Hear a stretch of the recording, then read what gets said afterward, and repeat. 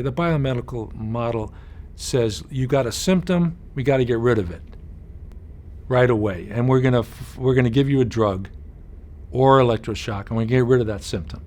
And we're really not interested in what that symptom's about, where it comes from, what kind of message it has. We're not interested in the possible value of that symptom. These states of being are essentially reactions to life, and they may be painful, debilitating, impairing in many ways, but there are also opportunities for growth. They're wake-up calls. They're important signals.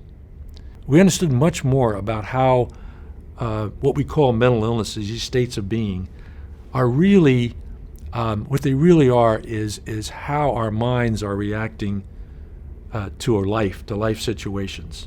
That's what they are. They're reactions, and they have to do with our minds and how our minds are operating, and how our psyches are operating. We knew that 80 years ago, 90 years ago, but we've lost touch with that somehow. Why?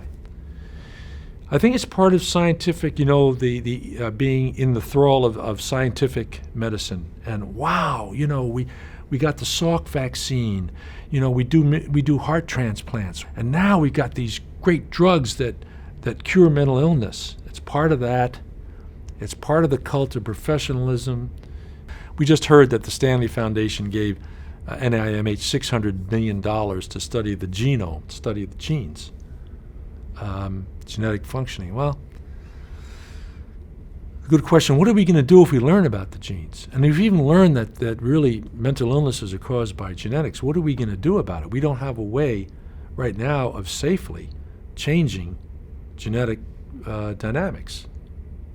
So what are we going to do with it? This is the question. But we do know how we can help people use their minds and their psyches in better ways.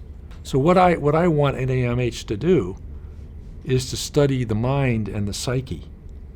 The mind and the psyche, not so much the brain. And how can we help people use their minds more effectively and be less troubled, have less troubled minds, less distressed minds, less painful minds? How can we help people learn how to use their minds?